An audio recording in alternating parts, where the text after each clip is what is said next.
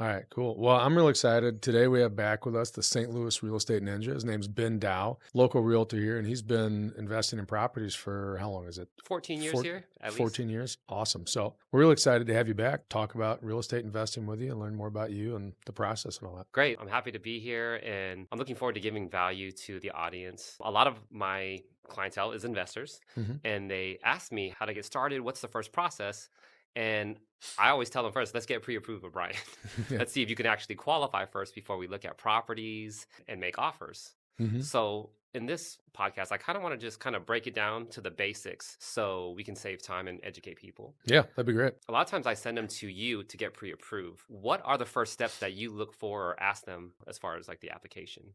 Yes, first, I really like a relationship built. So we like to learn a little bit about them and what their goals are, long term and short, with rental properties and kind of their experience already. But then really it's looking at their financials. So one of the things we suggest is, especially moving forward, is to make sure you keep really good records. Keep your taxes, your W-2s if you're employed, whatever. Keep good records of your income and all that good stuff. We're going to qualify you based on all that, right? So we're going to get a loan application taken, pull their credit, get their income nailed down. If you're a business owner, sometimes that can take just a little bit longer because it's not Yeah. just a simple, hey, I make 500,000 or whatever the number is, and that's what we can use to qualify. There's a calculation that we have to go by, and it's qualifying income. And depending on how creative your accountant is, I guess, or how your accountant looks on your tax returns, where what boxes are filled out for the income, that drives your qualifying income. So we're looking at, it's really a three-legged or four-legged stool. We're looking at your debt to income. How We're much looking debt you have compared to your income. exactly right. We're looking at can you repay the loan? So your income in general. We're looking at your credit and credit history and the property, right? Right. And The value of the the value of the property. property. Yep. The Okay. appraised value. So that's really the four legs of it. Okay. Okay. Some people don't like to have their credit pulled all the time when they're shopping different lenders. Hmm. Can they send you a credit report that they already pulled, let's say, but within 3 months? It's a good question. We get asked that a lot. The answer is no. But we can do a soft pull. Okay. And a soft pull, it pulls in all the same information as a hard pull, but it just doesn't hit your credit. Once we go under contract on something, we do have to switch that to a hard pull, but we can certainly start out with a soft. Okay. Yep. And I've studied credit for a little while, and you do a hard pull here and there. It's no big deal. But if you start Hmm. doing 10 in 1 month, then it can kind of hurt with a Hmm. lot of hard inquiries. What's the rule of thumb now as far as how many pulls in a certain amount of time to not, you know? I'd have, don't quote me. I think it's around three in a month, Okay. especially for the mortgage side. Mortgage pulls are looked at a little bit differently. You are buying it, in general, you're buying an appreciating asset, right? Right. So it's not like you're taking on consumer debt like credit cards, cars, stuff like that. So it's looked at differently. Mhm. But I think around three in a month is probably all right. I can get back to you on a more finite number on that for you, but Okay. that's not going to hurt your credit having three. Yeah. Okay. So how long does that process usually take? Standard, is it a couple days, a couple weeks? It's a good question. If it's relatively simple on the income side and everything else, I can get someone pre-qualified or pre-approved in the same day. So it's quick. If there's things that we have to dig into further, if they're a business owner and we have to get tax returns, and depending on how their business is filed, if it's a Schedule C, which is on their personal returns, or if they file separate returns for their business, Hmm. we might have to get personal returns, business returns, K1s, W-2s. So it Oh all yeah. depends on how it is, and then we have to dig into it. Oh yeah. It gets complicated then. Yeah. Um, So it could take a day, it could take a week. but from my understanding, the main documents that you need: W-2, tax return, bank statements. Hmm. Are there any other things that people should be prepared for when? Right. Yeah. So you said W-2s, paycheck stubs, bank statements, your ID. If you own a house and you're buying rental properties, we need the mortgage statement Statements? on each one of the properties that you already own. If you escrow taxes and insurance, we don't need your taxes and insurance as well. It's going to show on that mortgage statement. But that's usually the bulk of it. Okay. Sometimes we need a little more, but that's the bulk of what's needed. And the standard um, loan for a rental property, is that a conventional loan in FHA or DSCR? What do you usually see? Yeah. So we've found that through looking at the numbers, in most cases, once you really dive into it, a conventional loan is going to be your best loan when you're acquiring rental properties. And it's just because they typically are less expensive. The rates are going to be better. So it's a better product in most cases. It's not always the case. Sometimes it does vary from that, but usually up for the first 10 properties, as long as they can afford it, Mm, conventional is going to be the best route.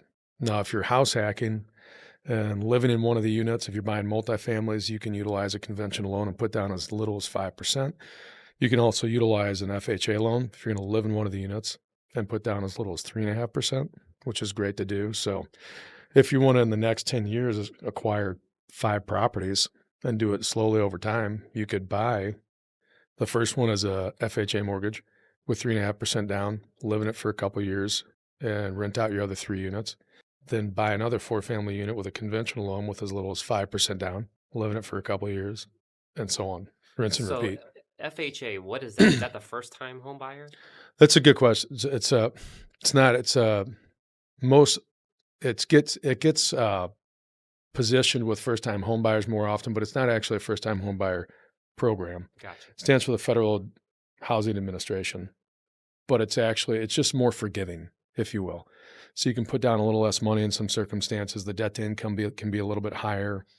They're more forgiving when your credit score is lower with the interest rate. So it's a more forgiving loan product. Hmm. But do you need to have private mortgage insurance because it's only 3% down? You do. Yeah, you do. And to get that private mortgage insurance off, you would eventually have to refinance it into a conventional loan. Okay. So Yeah. even if you paid off some principal and got under 20% or 80%, Hmm. you can't exclude the private mortgage insurance? Yeah. In most cases, you have to refinance into a conventional loan. Yep. A conventional, it falls off automatically. But yeah. Okay. Okay. And with FHA, can you only have one of those mortgages? Yeah, there are some caveats on how you can get a different one, but it's not going to be in the rental arena. It's going to be, if you live in an FHA house, loan with a house with an FHA loan on it right now, Hmm. if you're moving more than 100 miles away because of work and all that, you can get a second FHA loan at the same time. But typically it has to be but it has to be your primary residence. Or if you have a house and you have a growing family, there's certain stipulations around that where you need a bigger house. You can utilize another FHA loan. Okay. But typically, rule of thumb is one FHA loan. Okay. Gotcha. Gotcha. And what are the requirements to actually get approved? I want to talk about Hmm. minimum credit score, down payment, reserves, just so people can kind of firsthand know if they can actually qualify. Right. So typically, you're going to want to see a 640 credit score or better. On DSCR loans, a lot of times they want it to be 660 or better. There are certain investors that'll go lower than that, but usually 640 or better for investment properties. And then higher is going to be better for you. But um, reserves, it just depends. If you're buying your first investment property, we don't need as much in reserve. Sometimes we only need 2 months. 2 months of mortgage payment? Yep. Okay. You have a PITI, which so principal, interest, taxes, and insurance. Yep. Okay. So if that payment was, let's say, $2,000 a month, Hmm. then you would like to see $4,000 of Yep. reserves? Hmm. Okay. That's not bad. I thought it was more like 6 months or. Sometimes it is 6 months. It just depends on the scenario. And then a lot of times when we run findings, it's going to tell us, hey, you need X amount of reserves in the bank. But rule of thumb, if once you have multiple properties, you're going to want to have 2 to 6 months in reserves. Per property? Yeah. Yeah. Yeah. And then different investors have different requirements on that. Okay. So, yeah. But And then, conventional loans are usually, is it still 20%, 25% so most one, likely? yeah, so that's a good question. So if you're buying a single family unit, you can do as low as 15%. Oh, is that new? Because I remember, Uh, with the financial crisis, it kind of went up. When did they lower that? It's been around for a little while now, Okay. but the problem is I don't know, this is kind of going a little into the weeds, but there's loan level pricing adjustments that Fannie and Freddie put in place on pricing. Hmm. So if you don't, and they're doing it because traditionally Fannie and Freddie, around 7% of their book loans they backed were investment properties or second homes or vacation homes. Hmm. Now it's, don't quote me on this, but last time I read it, it was around 11 to 12%, which their concern is There's not as many houses out there for people to buy primary residences, Okay. or it's getting more expensive or harder to get into. So they're making the barrier to entry a little bit higher. So if you don't put 20 or 25% down, you're getting dinged pretty hard on Interest rate. pricing. Yep. Interest rate. So typically your best bet is to put 25% down and you get the best terms. Okay.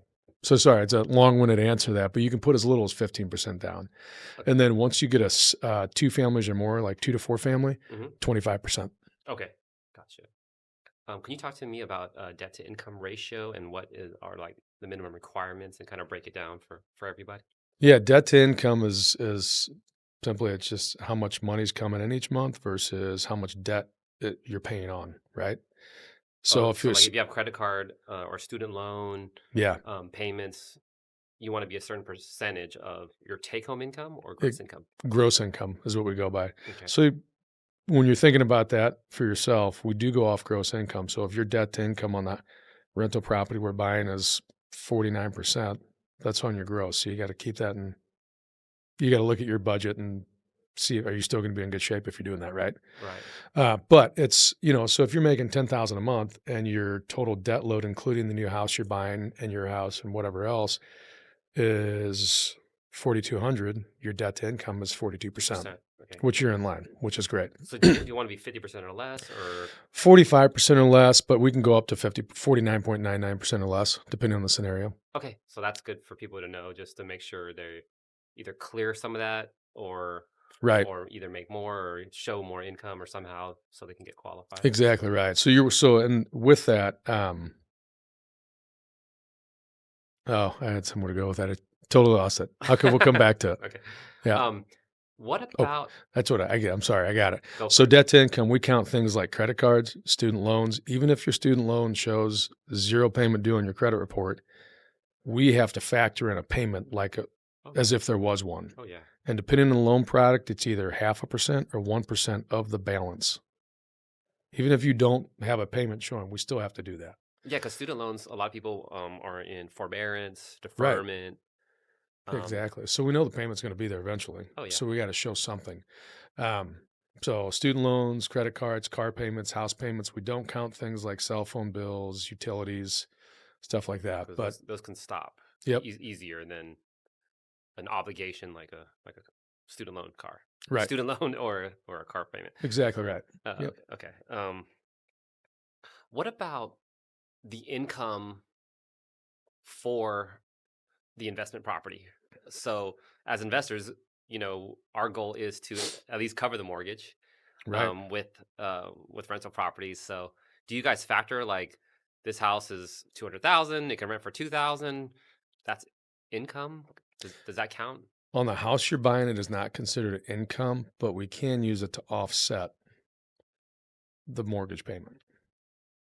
So if you're buying a house and your rent coming in, again, it depends on the loan product and all that too, and companies, but if you're buying a house and your rental income is going to be 2,000 on it, and that's what it rents for, and you have a lease, they have a 12-month lease on it and everything, but your mortgage payment is 1,600, we can't use that extra 400 for income.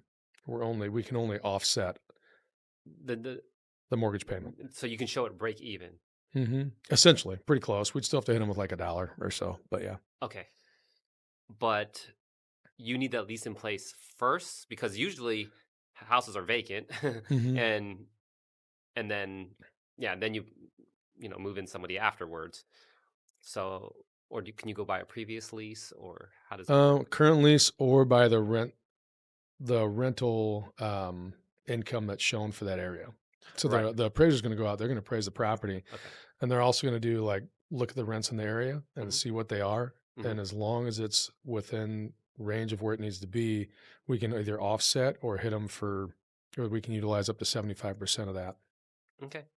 And what are some challenges, for borrowers or investors, or common mistakes people do, like buy a car before they do it, or Yeah. change jobs? Are there any things that people should watch out for before getting qualified? So some big no-nos: don't change your job, It's not always a deal breaker if you let us know in advance that this is happening and it's a similar job. So like if you go from a W-2 salary job to a new W-2 salary job and we can get all the correct documentation, we're fine.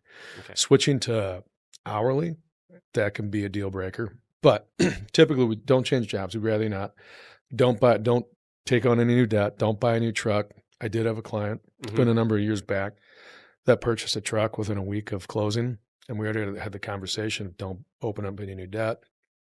Don't buy a car. Don't do anything. Don't even, like, you can furniture shop. Like window shopping used to be a Yes. thing where you could go shop and not buy something. Yeah. You can window shop, but they bought a truck and they didn't qualify. They couldn't buy the house anymore.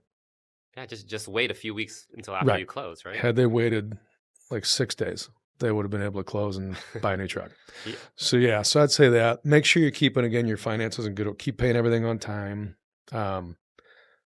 Keep good records, because sometimes we do have to dig further into things. It's kind of like construction sometimes on the income side of it. If we get all your docs, it's kind of like opening up on a wall. Like let's say you're getting a plumbing redone in your kitchen. They open up the wall. They see there's issues with the electric as well, or whatever else. It could, sometimes we have to ask for more stuff then. Yeah. We don't want to. We don't want to do more work than you guys, just like you guys don't want to, but we have to make sure the income's solid. So Okay. keep good records. Speaking of verifying income, there used to be like non-stated income and those type of things. Are there any products out there now with less documentation? Yeah, so there's like bank statement loans, and we're looking at basically money flowing in and out. Oh, There's really? Okay. and then you have to get 12 to 24 months depending on the program. Oh, There's also DSCR, which, yeah, let me read it off. It sounds better when I read off the definition. Essentially, you're buying a mortgage that's not predicated on your income. We're looking at your credit score and then the projected rents for that mortgage. Can the rent on that property cover the mortgage that you're taking out? So if they go out, they appraise a property and your credits, let's say your credit's 700 or better, you're putting 20 to 25% down. They go out, they appraise the property and it's worth what it needs to be. They also do look at the rents, and your mortgage is whatever, $1,800.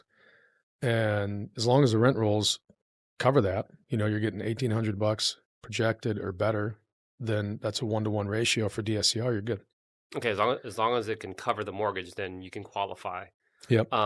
We do have some that will go lower than that, but there's other caveats that come into play if it does. So like we can go 0.8 to 1. So like if it's the mortgage is 1,000 and the expected rents are going to be like 800 to 900, we can still do it. The terms are going to change though, because there's a higher risk for the investor, right? Yeah, because they have to come out of pocket a little bit. So then, when you say risk, does that mean the interest rate goes up or more points? Or Probably it's going to be, interest rate's probably going to be a little bit higher. Mhm. The costs are going to be a little bit higher because of it and all that.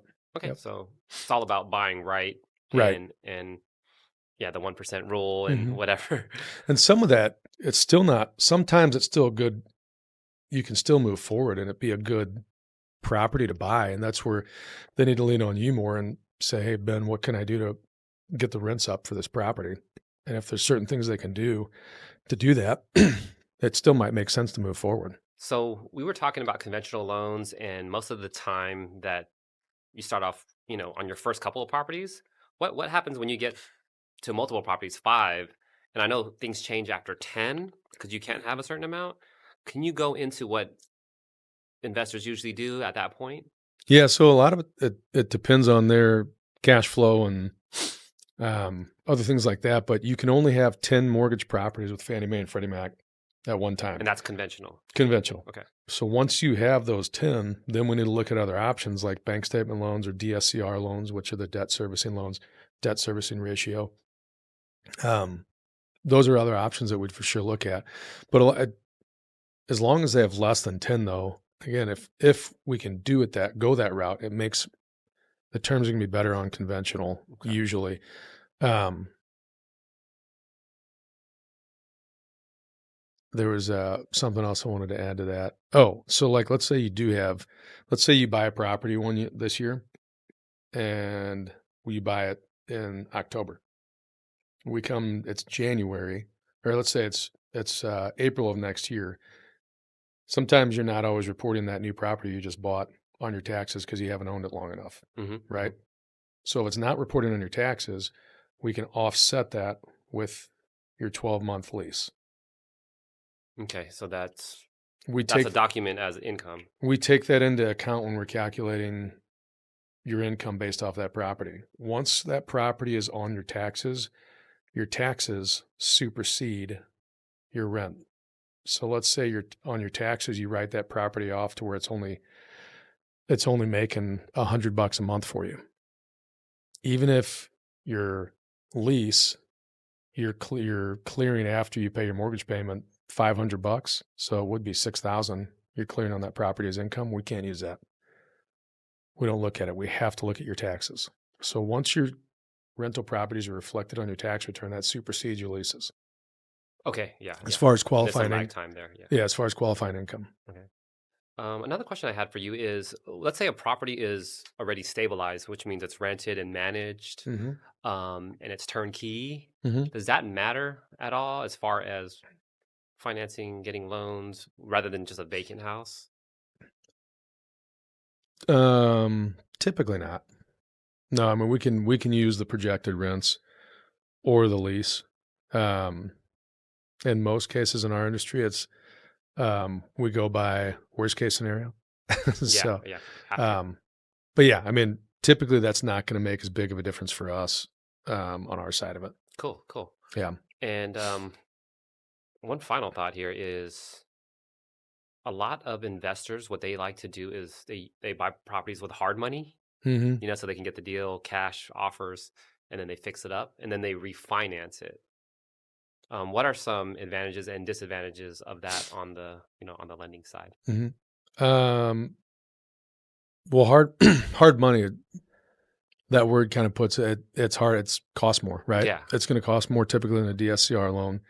It's going to cost more than a conventional loan, but it can be a great tool to get into some properties. And we find a lot of investors like that product, especially starting out, because they can either flip some properties and start get some cash out of it, um, or use that for long term holds until they build up cash otherwise. But we like to work with the people who do that, and we like to talk with them before they start that process with a hard money lender, because what we do is we get them pre-approved for the takeout loan, Up front right? before they buy. Right. We want to make sure we can approve them to take them out of that hard money loan as fast as possible. So if we get them fully pre-approved and then they go into the hard money loan, once they're within 30 days out of being fully finished, Hmm. or when they're in a spot when we can get that appraisal ordered, we've already got them pre-approved. We can order the appraisal. So within a week of them being completed on the property, we can be closing out the new loan for them. And in some cases, that can save them another month or two in hard money costs, right? Which could be a ton of money saved. That's cool. Yeah. Being prepared and Right.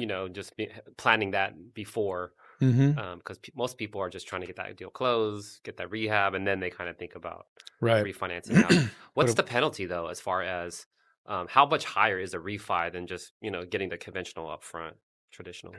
a refinance, I mean, it could be a half point to a point difference in rate. Usually not a point difference, around a half a point, give or take, a refinance versus a purchase. But if they're doing hard money, your rate typically what we're seeing people around here at least seems like 12%, give or take, is a rate you'd expect to see. Hmm. Depending on the loan amount and the hard money lender and all that, they might want 3 points up front. Yeah, yeah. That seems to be what we're seeing a lot of. So it's short term. It's short term, but it gets deals done faster. Yeah, But once you refi, then it's stabilized and, right. and everything. Because they're not looking as much stuff as we are when they're doing it. It's their, so the risk curve's a little higher for them, right? Hmm. Because their qualifications aren't quite the same as what we're doing. Hmm. But I think it can be a really good tool to get in. But yeah, the faster you can get in and out of a hard money loan, the better. Speed is your friend. Yes, yes, yes. Speed is your friend. Yep. Um, you work with a lot of investors too, a lot of my clients as well. Have you seen anything as far as like changes in the market or in investors' mindset during this market time? Well, real quick, it's just like the market has slowed a little bit, so it's Hmm. more of a buyer's market now. Yeah. So more deals, more available inventory. Hmm. So I was just wondering if you saw anything on your end. Yeah, I feel we're still seeing a lot of activity on the investment side. I feel like the investors that got into it a little while back that are more savvy, they're not as afraid to pull the trigger on buying investment properties in the last 3 years because they know that you purchase the property when you find the right property, right? Even if the interest rates are higher, as long as you can cover your cost, maybe a little bit more, you're not always going to get a banger right now and make a bunch of money monthly on the properties. You can, but I think they know that they can refinance down the road. Yeah, And I like that because you never know where rates are going to go, but most people think they are going to go down, right. and it's always better to have the property now than in 5 years. Hmm. So you can probably lower your payment once Right. the right time. It's going to be, yeah, exactly right. To get into the property is going to be a lot cheaper now than 5 years from now. Yeah. So I think a lot of people are still buying rental properties, but you're right. We are seeing properties sit a little bit longer now. Hmm. We still see, depending on the house. I mean, if it's a crackerjack house and it's rent's great, Yeah, it's in a great area. ready to A lot of go. times we're seeing multiple offers, but we're not always. We're seeing more houses sit. So we're seeing houses come in and people getting seller credits. Not a ton, but we're starting to see it more. And on like an investment property, you can get up to 2% from the seller towards closing costs and prepaids. For conventional. Yep. Yeah. That's the max. So 2% seller credit possibility for a Mm-hmm. conventional loan. Yep. Yeah. But I think, I don't know if that's exactly answering the question, but we are seeing more opportunities for investors because there are more properties coming online. Um, and it's a good time to buy. A lot of people ask, is it a good time to buy or should I wait? Yeah.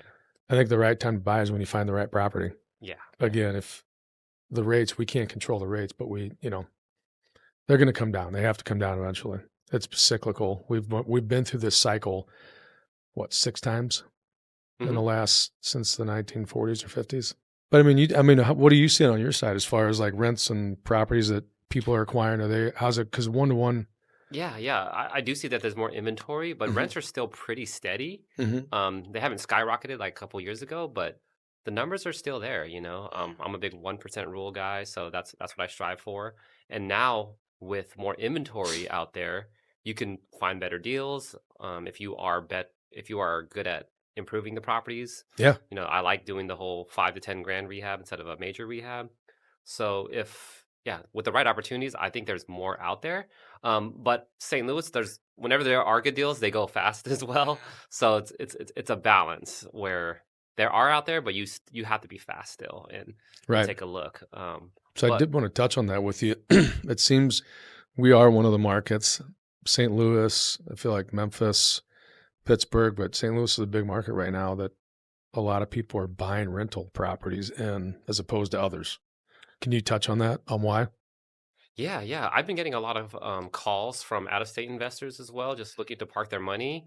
Um, St. Louis has always been a steady rental property market. I've been buying here for 14 years. Mm-hmm. So just with the affordability and being able to buy a 100 to $200,000 home Mm-hmm. with the rates at with the rents, also Section 8 has been really good for me as far as increases in rent. Um, not no late payments, with Right. Section 8. So you just got to deal with different tenant base and neighborhoods. But overall, it's one of the best markets in America, I think, for cash flow, and I've been saying that for a long time. I agree. I think we're sheltered from the big highs and lows that the East and West Coast are seeing. And seems like it's always been that way. Not to Yeah, say we don't have some dips and all that, but yeah, we're definitely sheltered. I think if you're looking at this compared to others, very safe market to invest in and grow. yeah.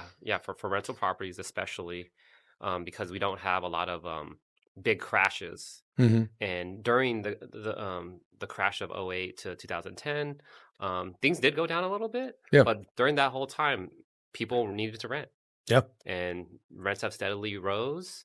And a lot of the properties that I've bought, during that time have increased in value. Some even doubled. Mm-hmm. So they always say, when's the best time to buy a house or plant a tree? Yeah. Today or 20 years ago was the best, and today's the best. So Right. I recommend people don't wait and time the market. You get a good deal, a solid deal that pencils out now. Hmm. 5, 10 years from now, you probably won't regret it. Yeah. I think, no, that's great. And I think something I'm sure you probably talked to people about, and I meant to mention before, you're talking about like tips and like things they should think about. I think really defining your buy box is huge. Yes. And once you do that, it makes it way easier to say no to properties that just fall outside of Or it. marginal, yeah. If you're, if you're looking at the 1% rule and you're looking at certain areas but you just really want to make sure that buy box is well defined. So I think if you go outside of it, that's when you get into trouble. You're exactly right. That's what I help people with a lot because they are out of state investors Hmm. and they see a lot of cheap properties or, the pictures look good, but they're just not in bad neighborhoods. Hmm. So I have sharpened my buy box down, basically 3 zip codes. Hmm. Um, so I'm pretty adamant, like the zip code I won't even look at. And yeah, that helps tremendously. What are some other things that help define your buy box when you're talking to people about that? Yeah, yeah. Usually I am that 1% rule Hmm. under a certain price range or above a certain price range too. Hmm. Because if it's lower than let's say like 60,000, I probably don't want to see it at this point, even though I, Right. I have done that before. And now I'm really strict about just the area, more for convenience sake and more because I know those areas. But I like to have all my properties within like a 2 mile radius of each other, just Yeah. as when I manage, just going all around town. Um, it's pretty simple though. There's not like 10 different things.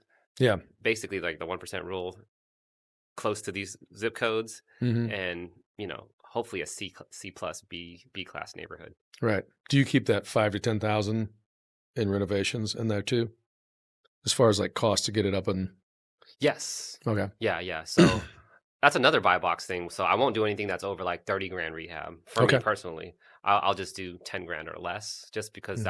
I feel like I can get it up running quick enough. Hmm. And that's just over time, just not wanting to deal with headaches as much and stress.